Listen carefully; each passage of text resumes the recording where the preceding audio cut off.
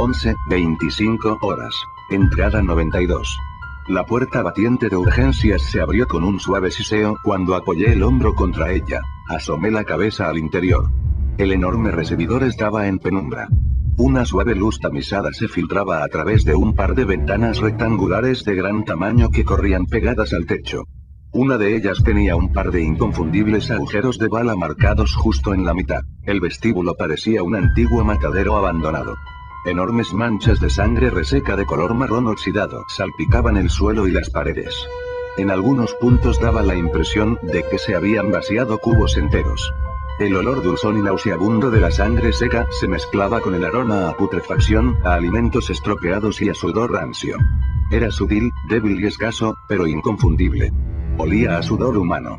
Alguien había estado sudando en aquel espacio cerrado.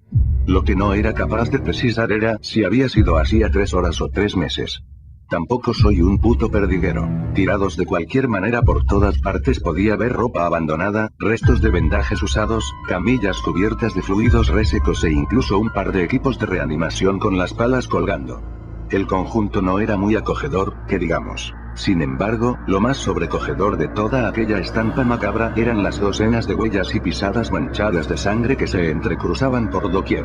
Muchos pies, y cuando digo muchos me refiero a muchos, habían pisoteado los charcos de sangre, dejando un rastro aparentemente errático.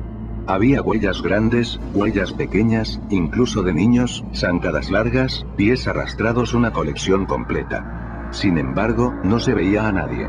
Y tampoco podría asegurar que esas huellas fuesen de seres vivos. Casi desfallecido, dejé caer a Brit en una silla de ruedas de urgencias. Con alivio me desaté al lúculo de la muñeca y lo enganché en un radiador de la oficina de recepción. Aunque se quedó bastante dolido por este gesto y se moría de ganas de explorar aquel sitio nuevo, no podía permitirme dejarlo suelto por ahí. No sin saber primero qué es lo que nos podíamos encontrar. Había cadáveres por el suelo, por supuesto, pero bastantes menos que en el exterior. Supuse, mientras evitaba de milagro pisar a una mujer tremendamente inflada por los gases de la descomposición, que la mayoría de aquellos desgraciados no eran no muertos abatidos a disparos, sino víctimas inocentes que habían sido mutilados por estos con tal salvajismo que estaban más allá de cualquier posibilidad de resurrección. Eso me llevaba a pensar que la clamorosa ausencia de cadáveres obedecía a que ahora la mayoría de los pacientes formaban parte de la gigantesca cofradía de no muertos. Y dudaba mucho que se hubiesen ido a la playa a tomar el sol. De repente, un estruendoso sonido metálico me dejó totalmente paralizado. Había sonado como si alguien hubiese tropezado con un archivador, un carrito, o algo por el estilo, seguido de un prolongado gemido. El sonido parecía provenir de bastante lejos, juraría que un par de plantas más arriba, pero bastó para ponerme los pelos de punta. No estábamos solos allí dentro. No pensaba dedicarme a recorrer un hospital a oscuras, abandonado y lleno de cadáveres solo para identificar la fuente de un ruido. Fuera lo que fuese, o quien fuese, por mí podían darle mucho por sus partes. Personalmente, yo ya estaba cagado de miedo justo en la entrada como para pensar en adentrarme en las entrañas del edificio. Pasé al lado del puesto de control de enfermería. Un estetoscopio abandonado atrapaba polvo sobre un montón de historiales clínicos. No me pude resistir a colgármelo del cuello. Es algo superior a mí, que ya desde era pequeño le cogía el suyo prestado a mi madre. Me encantan estos trastos. Súbitamente me vi mentalmente transportado a un capítulo cualquiera de Hospital Central. Me pregunté qué coño pensarían sus personajes si viesen a un tipo con una K-47, un traje de neopreno y un estetoscopio colgado del cuello paseándose alegremente por urgencias. Solté una risilla histérica. Dios santo, toda esta mierda está haciendo que se me empiece a ir la cabeza. Hola, esquizofrenia. Justo al lado del puesto de control, junto a unos cuantos boxes con las cortinas corridas, estaba el botiquín de urgencias. La puerta estaba rota. Entré con cautela, pisando la capa de cristales rotos que cubría el suelo. Joder. Parecía que hubiese volado una bomba en su interior. El armario reforzado, donde normalmente se guardaba la morfina y los derivados de opiáceos, estaba reventado como una margarita. Alguien había entrado allí y lo había abierto por las bravas, con algún tipo de explosivo, quizás simplemente una granada recogida de algún soldado muerto. El petardazo había reducido a astillas un montón de botes, viales y demás instrumental médico. Un trabajo chapucero. obra de alguien del punto seguro en busca de morfina o, más probablemente, de algún yonki con síndrome de abstinencia, que sabía dónde encontrar opiáceos. No me extraña. Debe ser jodido pillar caballo en estos días. Me agaché y me puse a rebuscar entre los pedazos de vidrio roto algún vial en buen estado.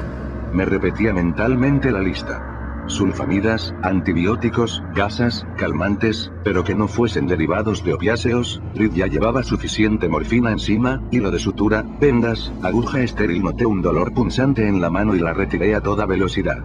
Un pedazo de vidrio, fino como un bisturí, se me había clavado en la yema de un dedo.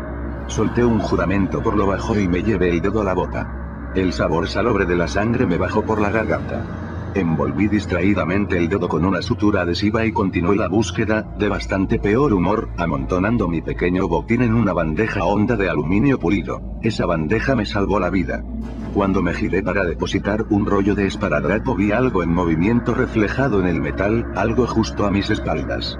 Me giré como una serpiente, notando el sabor amargo del miedo subiendo desde el estómago, mientras soltaba torpemente el seguro de la K. Un anciano decrépito y totalmente desnudo, con parte de sus intestinos a la vista, se balanceaba a menos de 2 metros de mí, con el pijama del hospital hecho un rollo en torno a su brazo derecho. Abrió su boca en un rugido mudo mientras avanzaba torpemente hacia mí, pisando la capa de cristales con los pies desnudos, sin sentir ningún tipo de dolor. Me quedé paralizado de horror. Aquel anciano no tenía ojos. Sus cuencas oculares estaban vacías y 2 chorretones sanguinolentos se habían deslizado por su cara, dibujando una careta monstruosa sobre sus mejillas. Sin embargo, juraría que me tenía perfectamente localizado. Todo parecía suceder a cámara lenta. Me llevé la K a la cara y, curiosamente relajado, apunté el cañón a la altura de su cuello, para compensar el retroceso, algo que había aprendido de los pakistaníes. Dejé que se acercase a apenas 1,5 metros y apreté el gatillo. En la frente del anciano apareció un enorme boquete rojizo, cuando el proyectil le atravesó la cabeza a su vez. En la pared que estaba a su espalda una constelación de astillas de huesos, cerebro y sangre oscura trazaba un dibujo obsceno. El viejo se derrumbó como un saco, emitiendo un gorgoteo húmedo, y arrastrando una montaña de carpetas en su caída. El olor a pólvora me picaba en las fosas nasales, mientras un pitido insistente resonaba en mis oídos, producto del ruido del disparo en un espacio tan diminuto. Aquello prometía una fuerte jaqueca en las próximas horas. Una vez más, había salvado mi pellejo por el canto de un duro.